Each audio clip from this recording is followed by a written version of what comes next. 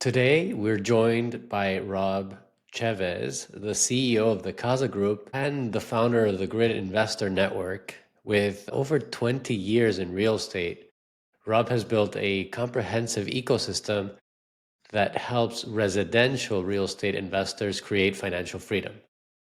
Through the Casa Group, he provides the full suite of services, including property management, lending, and sales. And Grid serves as a global community where real estate and entrepreneurs collaborate and grow together.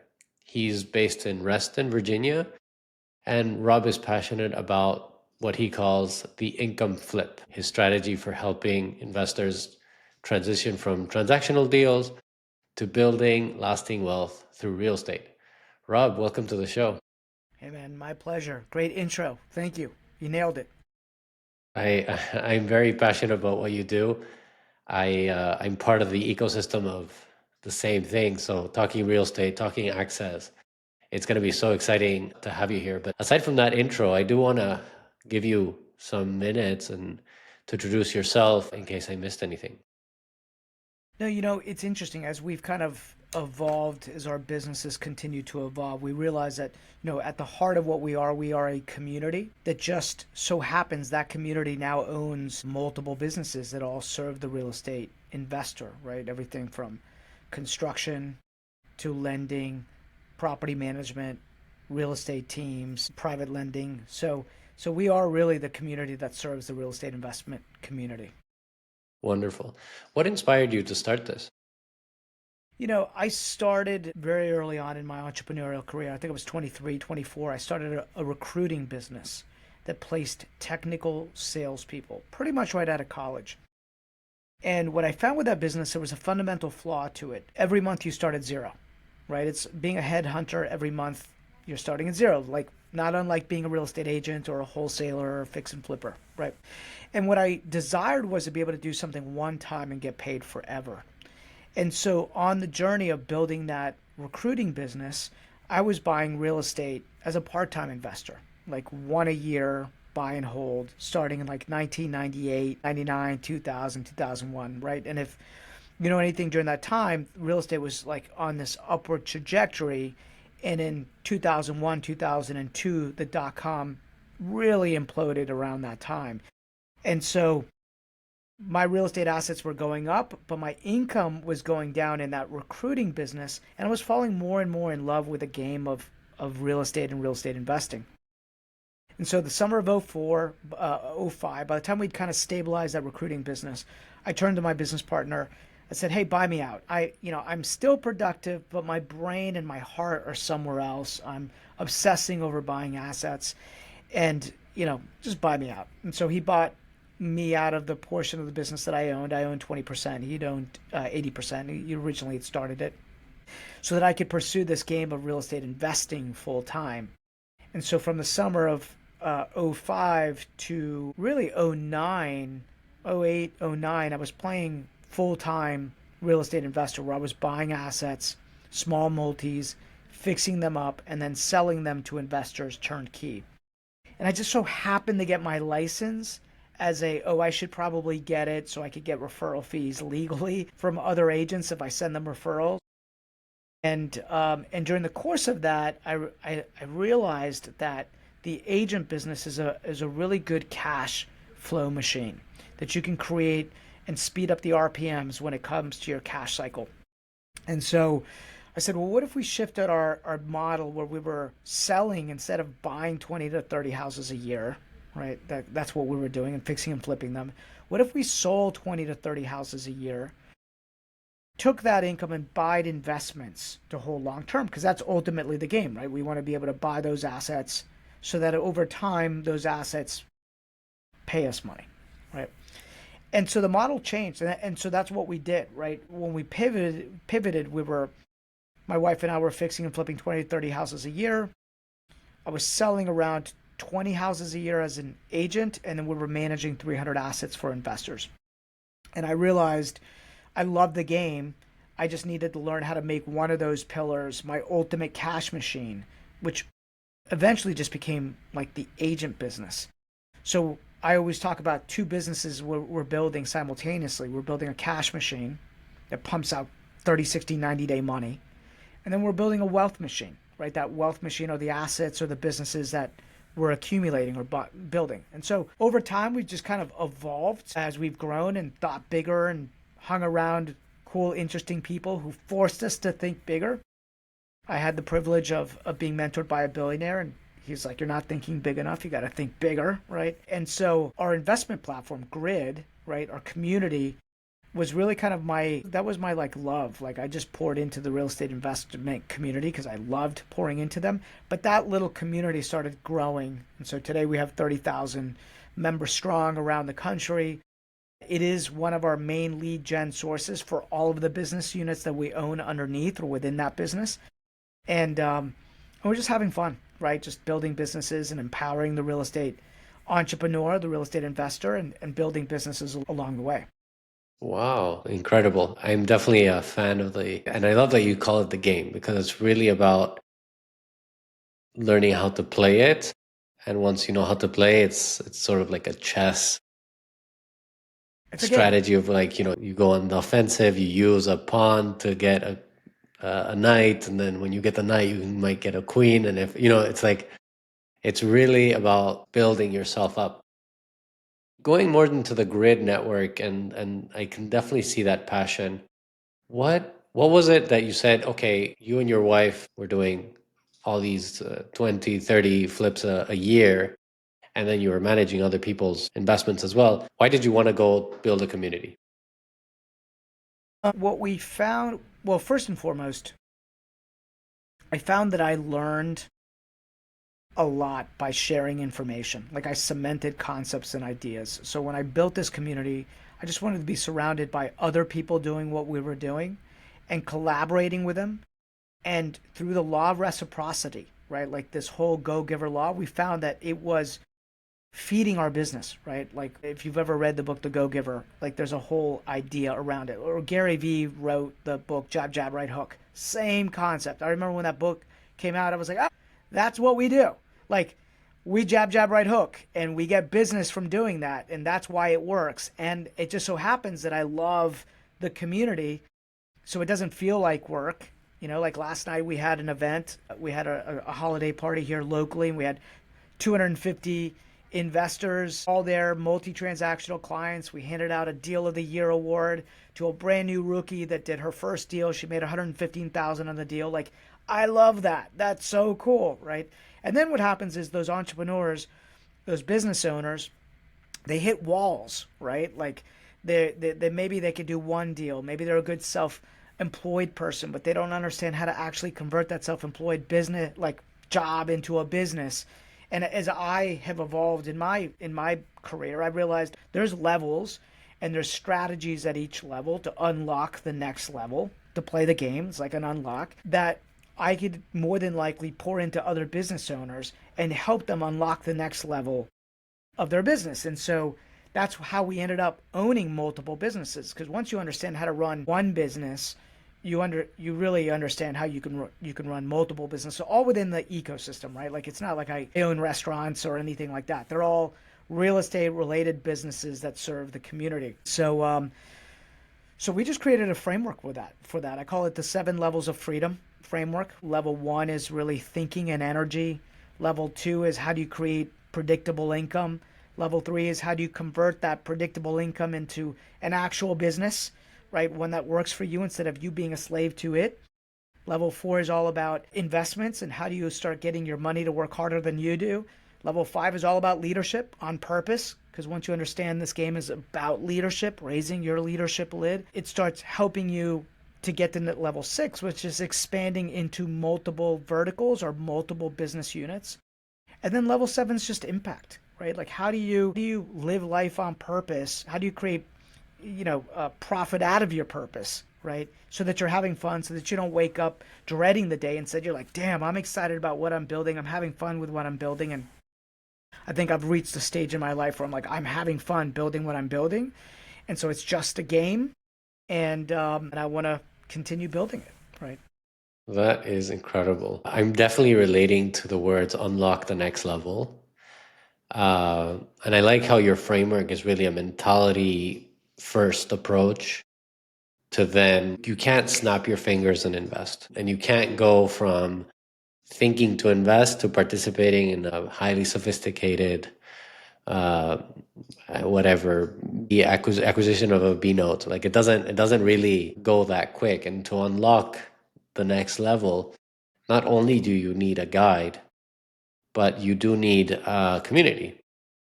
I absolutely agree with that. Like it's real estate is such a capital intensive game that if you want to do it alone, it's not even It's the big impossible. boys, not even the No, big boys. it's Like impossible. nobody Yeah. is by themselves. Well, what I would say that what the interesting thing about a real estate investment community is that everybody needs everybody else, right? So, for example, the bird dog needs the wholesaler, and the wholesaler needs the rehabber, and the rehabber needs the private or hard money lender, and the landlord needs the property manager. This ecosystem needs each other in order to be successful. Nobody succeeds alone. It's co-opetition, not competition, Sure. right? And once I figured that out, I'm like, man, this is awesome. We all get to win together, and it's an infinite game. There are levels that unlock freedom for you, right? Like Robert Kiyosaki called it, getting out of the rat race. I call it the income flip. Like, how do you flip your active income into more passive income to cover your expenses? But it's the same idea. It's a level in the game as you're playing it. And yeah, I just have fun kind of talking about it. For sure. And I actually would add that it's not only a co-opetition, but it's also a healthy, different perspective. Or what I mean by this is that when we've participated in any deals, we want to know what the lawyer thinks. We want to know what the bank thinks because their perspectives add to the whole. We might fall in love in something and then somebody else says, "Hey guys, this stinks. You didn't see it maybe from my angle. It's pretty bad." Or the bank could say, "Yeah, we'll lend on this." And then we'll be like, "Hey, wait a second. We're going to be wiped out." It doesn't really work. So I think it's very much A mind shift. collaborative or Yeah, it's we create the reality together. If we don't come together, we don't see all angles. We don't see all pitfalls. And then we don't this famous term in real estate, which is highest best use, only comes when you work together. yeah, yeah, yeah, So for sure. definitely like that. Let's go like you I want to piggyback on what you said, the income flip. I think I saw it on your profile. I think it's very interesting. Can you tell us more about this concept and like why are you so passionate about people doing that income flip? I think it's because I've seen so many people stuck in the grind for a long time, not understanding how to exit it. And it's almost like they need a guide or they need a different way of thinking about it. So in my world, let's just use the world of agenting, right? Like being an agent. I've seen agents just stay in this self-employed world for 15 or 20 years doing deals, helping other people build wealth in the process, but stuck on this transaction treadmill where they're only as good as the last deal. And if they're not wise in that process, if they overspend in that process, like if they take all the money and they buy the big house and the big car, then they actually become prisoners to their own success. And somebody has to say, hey, there's a couple ways to win this game. Like, way number one is great, you're an awesome salesperson, you make a shitload of money, but you got to take some of that money and you got to buy assets. And those assets over time, right, whether it's a property or a crypto or invest in the S&P, like you've got to think of them as your insurance policies. And then the other thing you could be doing is you could start converting your job, your agent business job, into an actual business that works for you.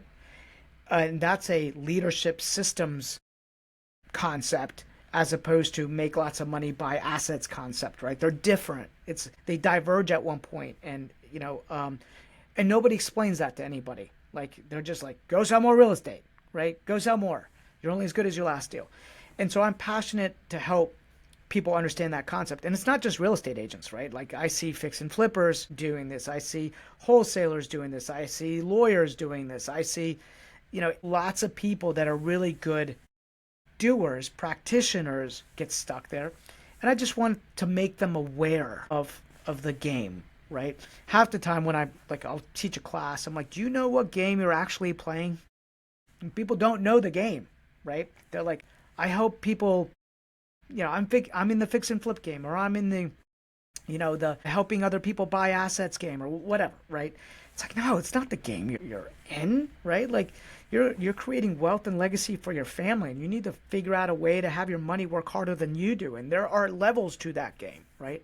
And if you're not aware of the game, you will be stuck in purgatory for 10, 15, 20, 30 years, right? And I've seen it. And so, you know, I love it when I could take a young, fresh mind and help them organize themselves properly in the beginning so that 15 or 20 years later, that's like, I do whatever I want to do whenever I want to do it with the people that matter most in my life because I understood the game I was playing. For Right? sure. I love this concept. I think it's very kind of at the beginning, maybe it's not obvious that it's active income into passive income and then financial freedom essentially. And I agree. And I think that this is something that I help entrepreneurs to secure investments in real estate so that they can be entrepreneurs.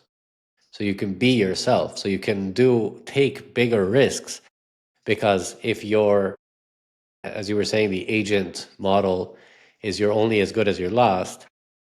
Yes, if you stop selling or if you get sick, that's it, you're done. What's the same thing if you're a W-2 employee, right? Exactly, It's the exactly. same game. Same game, same situation. And also maybe I would say that being on the other side of the flip, like I do live from my investments. I don't know how people do it on the other side.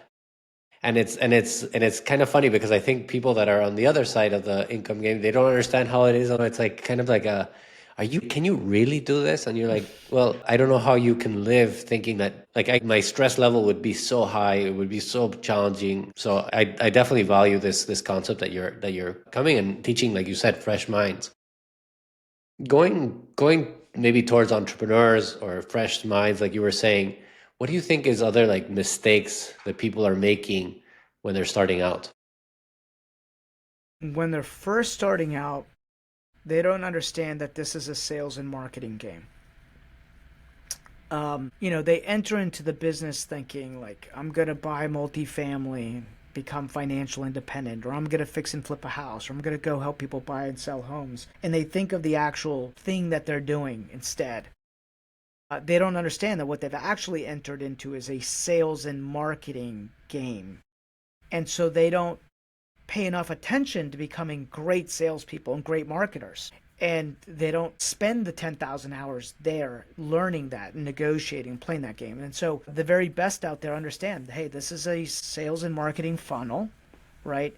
And whatever widget you decide to spit out the other side of that is okay. Like that's a given. Like you've got to create great service and whatever that is, whether you're an agent or you're a fix and flipper or you're private equity, right? It's like, how do you position yourself to win the business? It's no different. How does Goldman Sachs position themselves to win the business? How did Warren Buffett position himself, right? Like ultimately they found a way to sell indirectly or directly, create a funnel there, and create an outcome, a service outcome that people are like a loop, right? They're like, they did an awesome job and I want to refer them. And so I don't think people appreciate that game enough. And so what happens is they don't run hard at that game, right? They don't do the activity required in order to get the machine fired up, right? I'm like, you got to fire up the machine in the beginning. There's a lot of activity that has to happen. If you're familiar with Alex Hormozy, he talks about like the rule of 100. The rule of 100 is it's 100 touches a day or 100 text messages a day or 100 contacts a day. Like you need to fire up the machine, and the only way you fire up the machine is by like massive action. Like Tony Robbins talks about like take massive action. It's the same idea around that. And so people don't take that massive action, and then they run out of money before the machine actually fires up as an entrepreneur. Does that make sense? Like they'll decide, oh, I'm going to leave the safe world of a job or a W-2 to go venture into the abyss of being an entrepreneur, only to not do the level of activity, which is an insane amount of activity. Nobody talks about it all that much, to get that machine fired up. And so, or a lot of work, right? Like, there's a joke that's like you give up a 40-hour work week to work an 80-hour work week as a business owner or entrepreneur, and there's like 100% truth to that, right?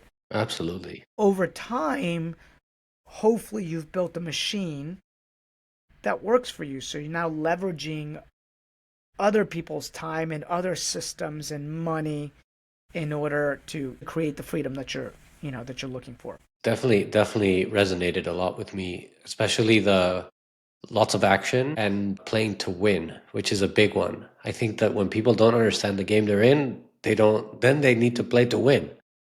Because I also agree with you that if they don't know what they're doing and then they go too slow, they're playing to lose. So it's like you don't get anywhere in life if you don't have that like excessive drive and just relentless action. And And, I would and couple that with like perfectionism and people being like afraid of being outside the comfort zone and so blah blah blah. that's what I was going to say. I think when my daughter was 12 or 13 years old, the advice I gave her was, I was like, baby girl, I give you permission to fail fast and often, because the only way to learn is by failing fast and often, right? And so by the time somebody might be thinking about like making a move, I've already made four, made some mistakes, course corrected, and like you've got to go out and like test, right? It's almost like A/B testing, like ads or anything like that. So I think people get stuck in perfectionism. People get stuck in like like what's the perfect website look like in CRM, blah blah blah blah, all that stuff, right? It's like no, it's iteration that leads to success, right? They got to iterate fast. Iteration, consistency is Yeah. like the superpower. It's like and I like what you just mentioned. It's like the person who's thinking of doing versus the person who did it 4 times. The thinker can never predict the lessons learned from the 4-time failure. Yeah. All the outcomes. Exactly. After 20 years plus in real estate that you've been, what have been like the most valuable lessons that you've learned? It's when you get your butt kicked really hard and you're like, damn, Exactly. I was like, I shouldn't have done that, right? A couple lessons just on the real estate front. Like I entered into a market early in my career that looked like a great cash flow market. I was so hungry to just create this like reoccurring cash flow machine. Problem was it was a dying market, not a growing market. I didn't look at like job growth in the market. I didn't look at population growth in the market. And so there are communities and towns around the country that are dying, right? And like on paper, the assets look great and you're like, oh my god, look, I could get 2x in rent for like the 2% rule, right, on this particular deal, only to find out that those assets are ridden hard because the tenant pool isn't great. There's tons of deferred maintenance, and over time this is going to catch up. And so I remember, I own this one building, and I tell the story all the time. I'm like, I would always wonder to myself, why would people shut down buildings? Like why do you see boarded up, shut down buildings in cities, right? Well, I owned one of those. I tell you why. It's less expensive to just sit on it vacant than to put a tenant into it because of the tenant pool, because of a lot of different things, right? So that was a lesson learned. And I recently sold that asset for a big loss, but that was fine because I had some big gains to offset, and I used that loss to offset the gains that I had. And I was like, okay, well, let me make sure I tell other entrepreneurs not to make that mistake, right? So that was one of them. The other is I've been building teams, right?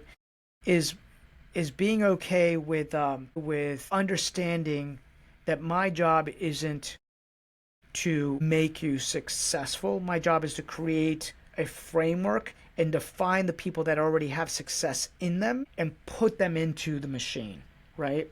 As opposed to, I think early in my career, I wanted it more for you than you wanted it for yourself. And so you spend all this energy and time only to realize, like, I can't want it more than you, right? You have to want it more than me.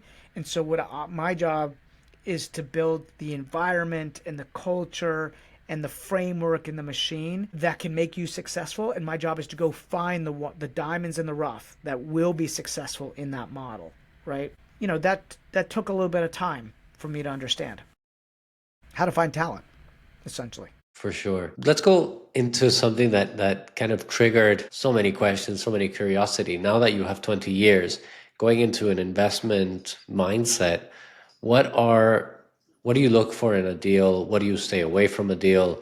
You mentioned never go into dying market, and famously every real estate book says you can change the product, you can never change the market. Although I've met a couple of entrepreneurs that said, what? Why? No, you can definitely change the market. And then they're extremely successful. You think, oh, he's a super contrarian. But I definitely want to hear your view. Well, a couple of things. I found that you can make money in every market. There is a strategy to make money in Yeah, every nice. market. You just have to figure out what that strategy is. The way you figure it out is by finding the one or two contrarians in the market, the one or two people that have found the thing, right? And then being fast to iterate on that model. So within that market that I was telling you about, I actually found a couple of very successful investors that were doing things differently that were a little bit beyond my mentality at the time, and I didn't understand it. And I was like, I'm going to go do what these other 90% people are doing. And I was slaughtered just like those other 90% people were slaughtered, right? Not slaughtered, but lessons learned. You get it, right? So what I look for today, and I'm what you would call conservative investor, is that I like to be a little bit more in control. I want to be touching uh, and investing in product close to where I am, at least within a couple hours from where I am. That doesn't mean I don't own things in other markets, but I find myself in those other markets like St. Petersburg, Florida, or places like that where I go and I may have a second office. And so I want to invest in things that I deeply know, right? That's the rule of mine. I want to deeply know that market or get to know that market. I want to have a reason for being in that market above and beyond just money, right? I want to be in those markets where I'm putting myself in the path of growth.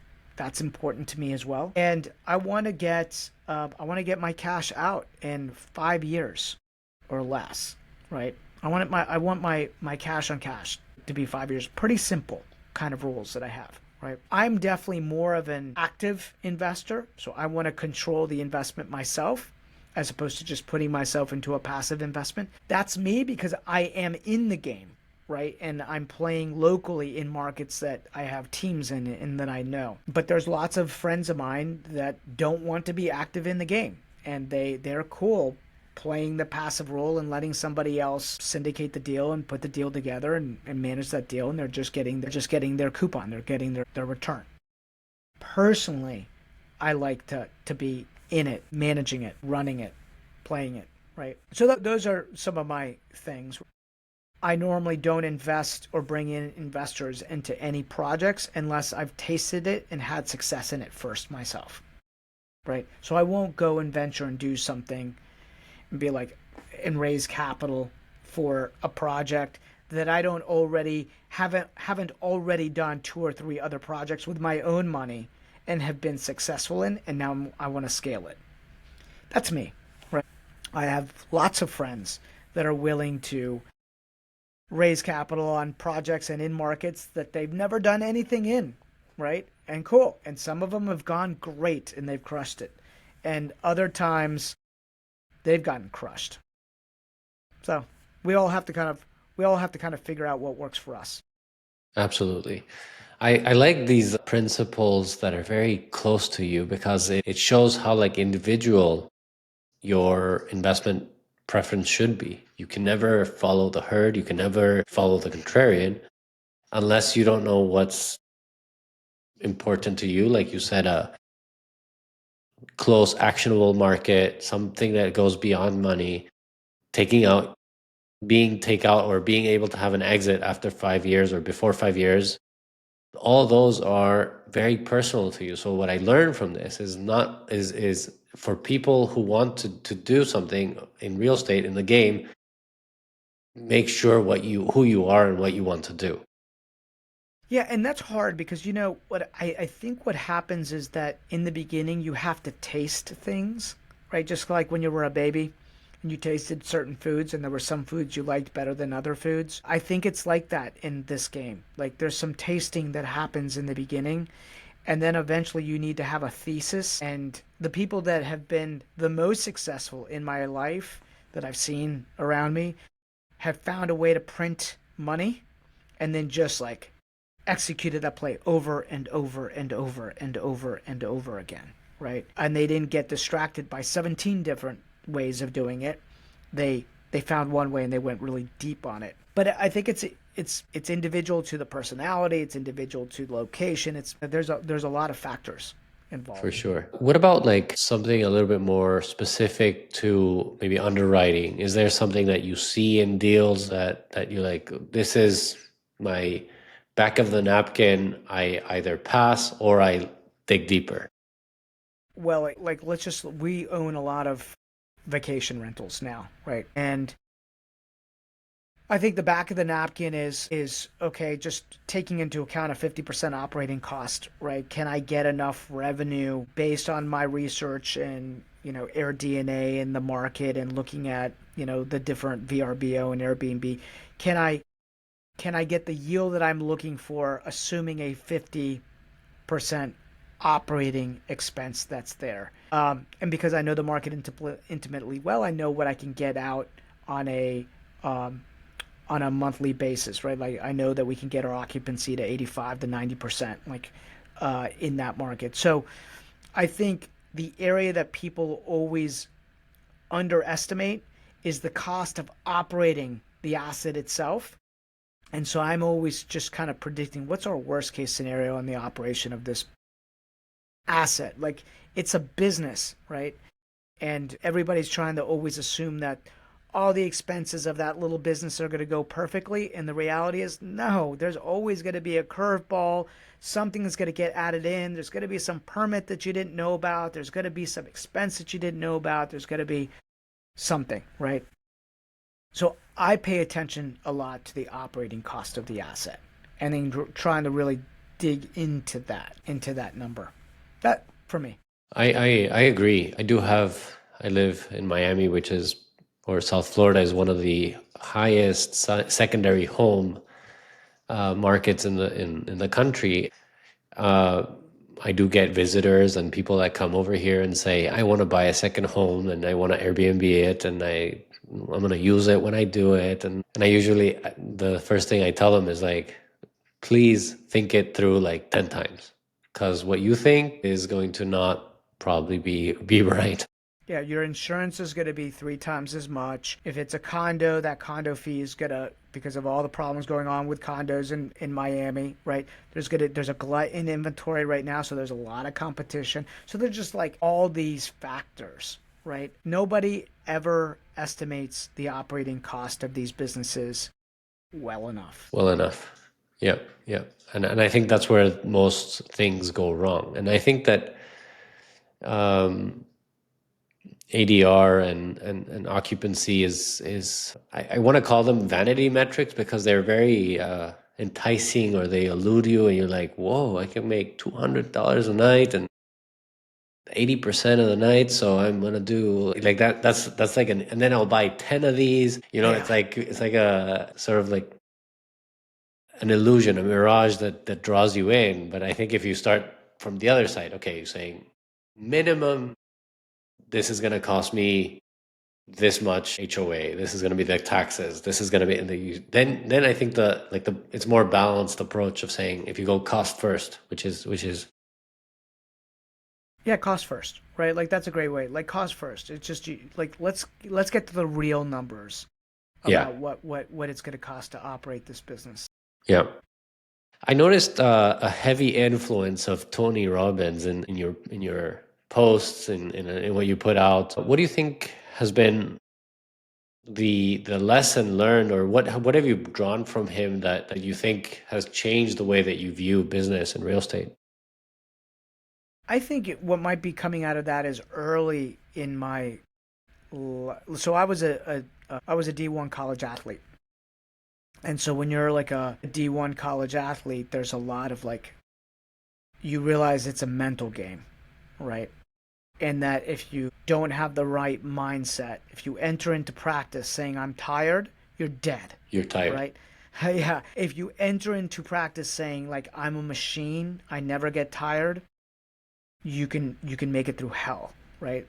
And so I was a psych major in college. Like I read a book called Psycho-Cybernetics when I was in high school. I realized like this is a mental game, right? And that sports is a mental game and business is another game. It's a sport game, right?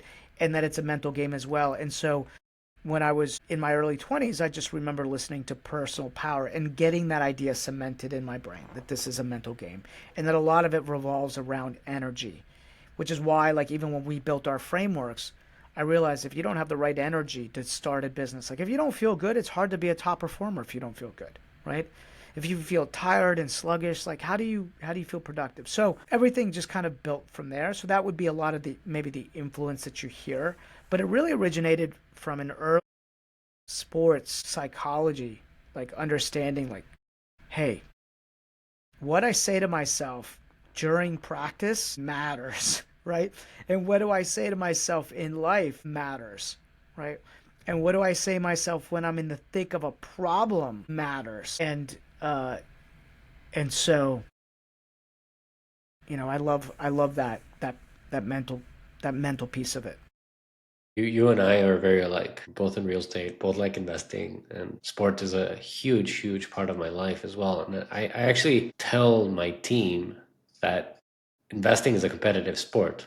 And everything we say is like, like and you were saying about real estate is a co-opetition. For me, it's like it's a competitive sport, and if you don't have the right strategy, the right execution, the right team, you're not gonna make anything. You're not gonna make things happen. And I'm really big on and agree with you that to do great things, to do big things, you need to have first the right mindset to be able to achieve them and to go after them and say, like most people in real estate might say, it's too expensive, it's too hard, it's too far, I don't know enough.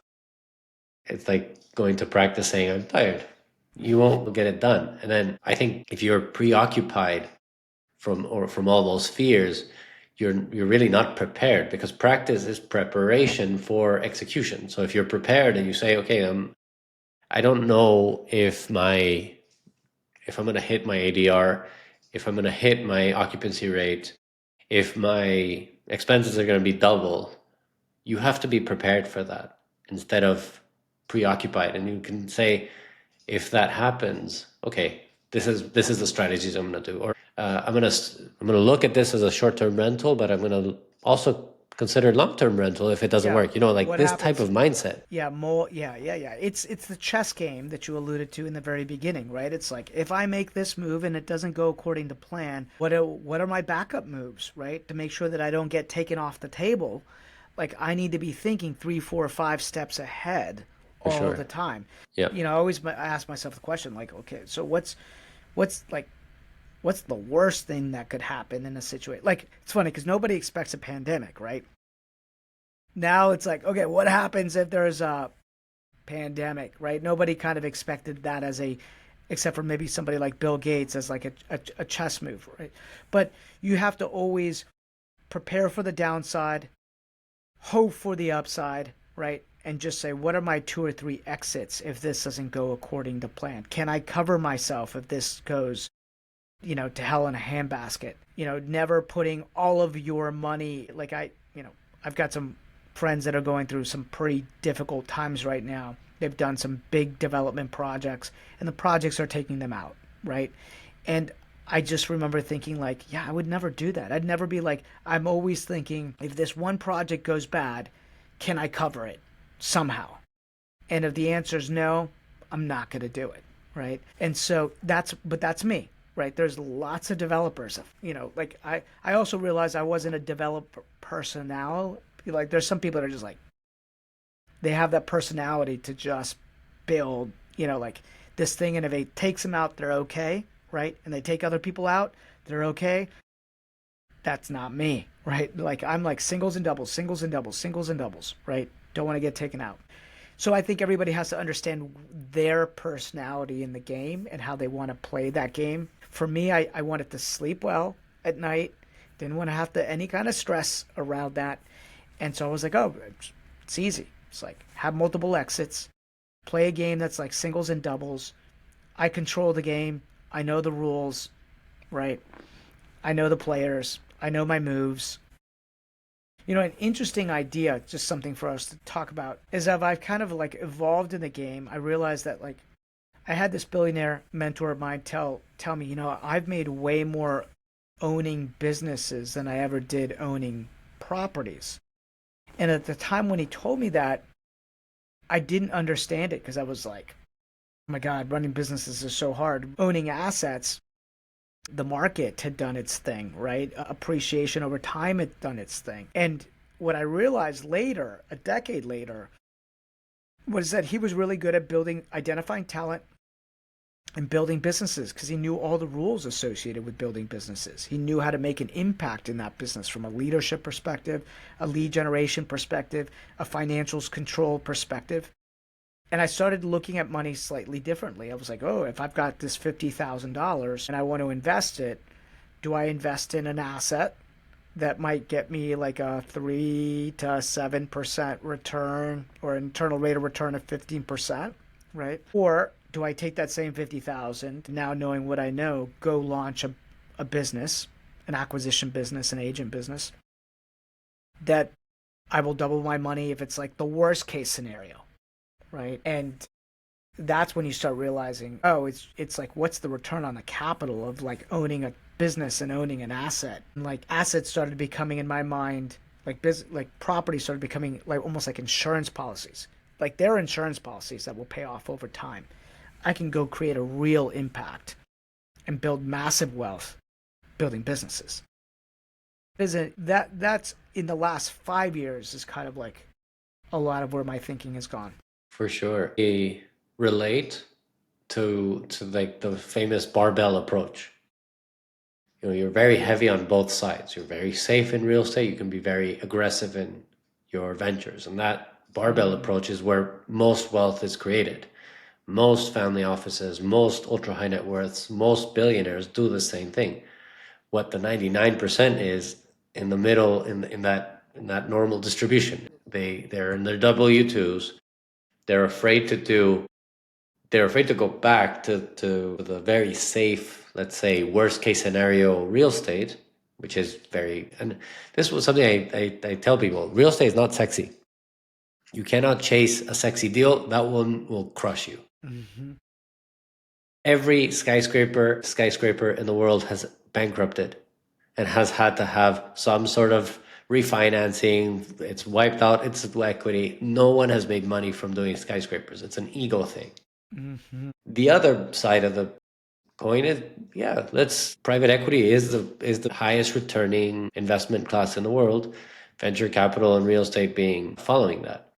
But you cannot do this one if you don't have that security. It's what we were talking about in the beginning. Like people cannot go to become entrepreneurs and start up a business if they have to live from their startup, because their startup will have valleys where if you depend on the income, you might blow it on the first 3 months. Like it just might not work. And if you do have that real estate income, you might say, look, I can do this for 20 years. I'm doing this for the hell of it, because it not even for the hell of it, but because it's my passion. I don't work for money anymore. I work for joy. Yeah. And that's where maybe you can have a bigger win monetarily, but definitely life-wise. You're pouring yourself into something that maybe you're more passionate about. 100%. I really enjoyed yeah, definitely a great understanding. I hope I'm understanding this more clearly now as well. I've built my one side of the barbell. I'm trying to go into the other, and only now that I understand, like you said, it's only a 5-year thing, or I'm starting to understand how to do this. And I wanted to say one more thing about what you were mentioning before of having multiple exit strategies, having multiple ways of covering, is always thinking about like offense defense. Mm-hmm. Every sport has an offense defense strategy, and Mm-hmm. doing something is offensive. It's the offense. So you need to know what to do in defense. Like, what if I did this? what can I do? How can I pivot? So I think that's where the returns are. And people should always have that defense mentality. Okay, I'm going to do something, but what do I do if anything goes wrong? What's in your horizon? What are you working on? What passion projects are you doing? What can you share? We are, you know how you said in the beginning of the intro, like Casa is our real estate businesses, right? And Grid is our community. I'm actually talking to a friend of mine that got $1 billion valuation from Goldman Sachs, and we were talking about the platform that they built, and one of the things I realized was that this community that we built is a platform, right? It's a consumer facing platform, and I love it. I love pouring into that platform, right? That's Grid, the Grid Investor Network, and we've built all these businesses that are supported by this platform or supported by this community. And what I'm going to do is kind of restructure our existing business, which what we have is like we've got this LLC taxed as an S corp with 10 other business units underneath it. I'm in the process of saying, okay, let's convert Grid into a C corp that eventually we can give shares to anybody that is one of our partners, one of that own businesses with us, and have Grid become the parent company. It's still a community at heart. It is the community. It just so happens to own all of these businesses that support the real estate investment community. And what I've realized is that there's all these teams, successful agent teams around the country.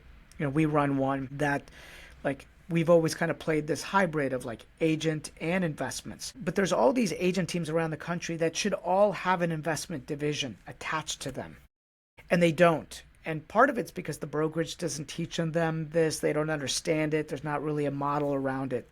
So what I want to do over the next 10 years is open 100 offices with other large teams. We might do it faster because I've got a light way to do it now. Find a team leader that's doing 50 to $100 million in volume, approach them and say, hey, we can help you build an investment arm to your business, one that we own with our platform 50-50 with you. And it will be an additional revenue stream to your existing business, put you in the path of doing deals, help you create wealth, make it stickier for your agents and your employees to want to stick around because you're now helping them build wealth. And I've already kind of been testing that with some of the large teams around the country, and everybody's they're like, yes, sign me up. I'm interested, right? So over the next 6 months, our business will kind of evolve into that, and we'll just start adding these what I call AI teams, agent investment teams, to existing real estate teams. And Super exciting. yeah, so that's what we're doing. And I think so necessary, right? Now the agency model is under attack with this lawsuit and ambiguity with what's going to really happen, and people saying 6% is a lot of money that agents were getting, but then when you look at what they're actually getting and how I'm going to butcher the statistics, but I think like 90% of agents make $70,000 or $50,000 was like the median. Oh yeah, So they're not making enough money. And it's attracted by so many people that are like maybe part-time yeah, agents. But yes, you're right. If you have a wealth building conducive career, every sale you make builds a paycheck plus builds a equity stake in a portfolio. Wow, that's game changer. yeah, Now it's not a part-time thing. Now I'm hungry. yeah, yeah. So we're having fun thinking through that and building that out. Sounds amazing.